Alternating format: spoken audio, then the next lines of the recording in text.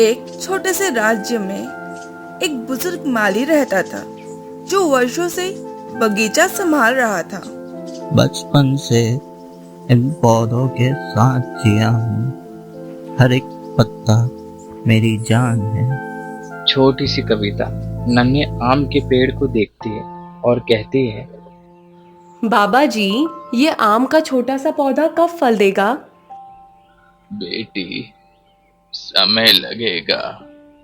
ये आम का पेड़ अभी बहुत छोटा है, पर बेटा जब ये बड़ा हो जाएगा तो ये न केवल सिर्फ छाया देगा बल्कि बहुत सारे आम के फल भी देगा, पर हमें इसका ध्यान रखना होगा। बगीचे के सामने एक बैनर लगाया जाता है जिसमें यह साफ साफ लिखा रहता है कि यह स्थान पर एक मॉल का निर्माण किया जाएगा। वहीं दूसरी ओर राजीव, जो कि एक अधिकारी है, वह नगरवासियों से एक घोषणा करते हैं और कहते हैं, मुझे ये बताकर बहुत खुशी हो रही है सभी नगरवासियों को कि इस जगह पे जल्द से जल्द एक आधुनिक मॉल का निर्माण किया जाएगा, जिससे हमारी रोजमर्रा की ज़रूरतें बड़ी ही आसानी से पूरी की जा सकेंगी। सिनेमा, कपड़े, सब्जी, फल इत्यादि हम सभी चीज़ आसानी से पा सकेंगे। आप सभी को मैं ये जानकारी देना चाहूँगा कि यहाँ के जो बगीचे हैं और उनमें जितने भी पेड़ पौधे लगे हैं उनकी कटाई जल्द ही शुरू की जाएगी ताकि मॉल का निर्माण जल्द से जल्द हो सके। धन्यवाद। पर ये बगीचों से हमारी भावनाएं जुड़ी हुई हैं। अगर ये बगीचा नहीं रहेगा तो यहाँ के पशु पक्षी कैसे जिएंगे? कविता अपने बगीचे में खड़े हुए एक नन्हे आम के पेड़ को देख रही होती है जिससे उसको खास लगाव था। उतने में ही एक आवाज आती है, कविता, क्या मैं भी इस दुनिया से चला जाऊंगा? मैंने तो बस तुम्हारे संग बड़ा होने का सपना देखा था। तुम बोल सकते हो। हाँ कविता, मैं बोल सकता हूँ।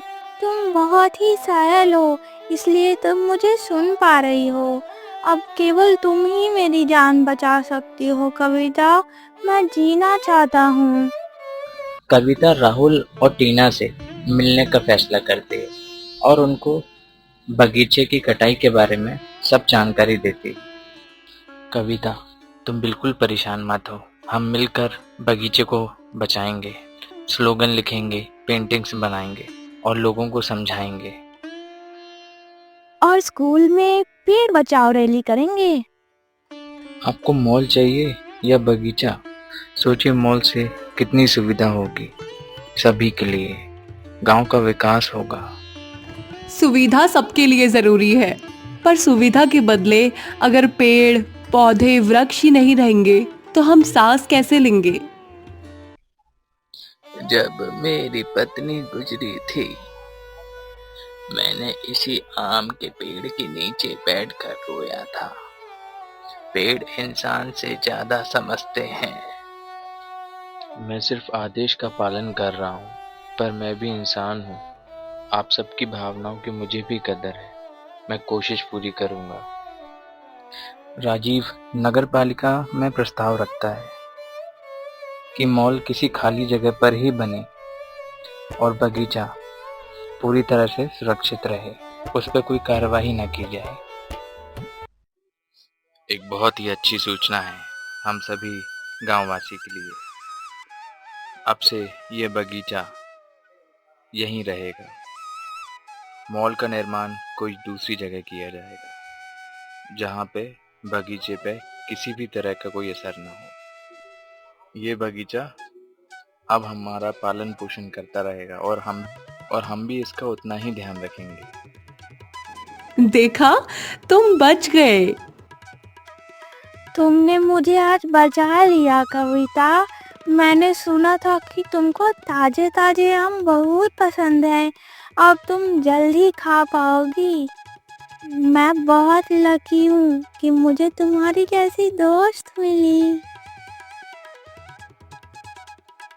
आम का पेड़ बड़ा हो जाता है और कविता उसके फलों को देखकर, आम के पेड़ को सुरक्षित देखकर बहुत खुश होती है।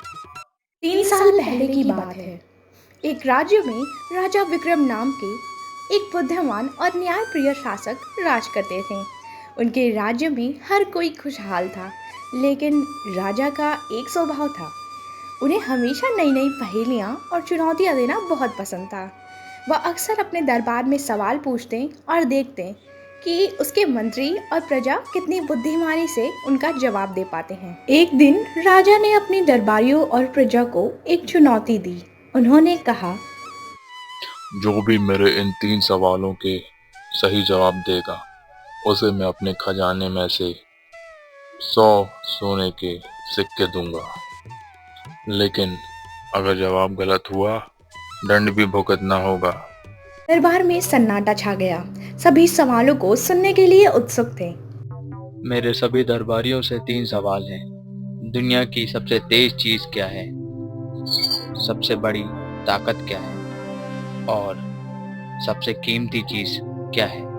यह सुनकर दरबारी और प्रजा सोच में पड़ गए। सभी के मन में सवाल उठे, लेकिन किसी के पास सही जवाब नहीं था। जा बना घोड़ा दुनिया की सबसे तेज चीज है। हवा सबसे तेज है। महाराज, शेर सबसे ताकतवर है। मुझे तो लगता है कि सोना या हीरा सबसे कीमती है।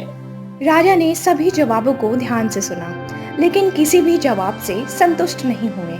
उन्होंने कहा, आप सभी को 3 दिन का समय देता हूँ। जो सही जवाब लेकर आएगा, वो इनाम का हकदार होगा। गांव के एक कोने में मीना नाम की एक छोटी सी लड़की रहती थी।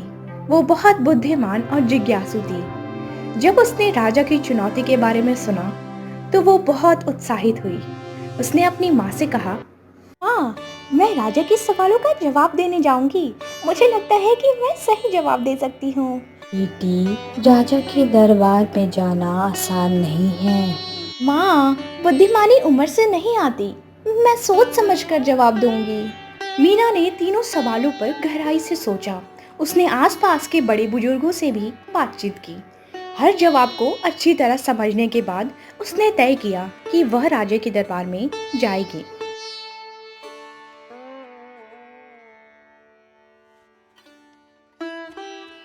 तीसरे दिन मीना राजा के दरबार में पहुंची। वह निडर और आत्मविश्वास से भरी हुई थी।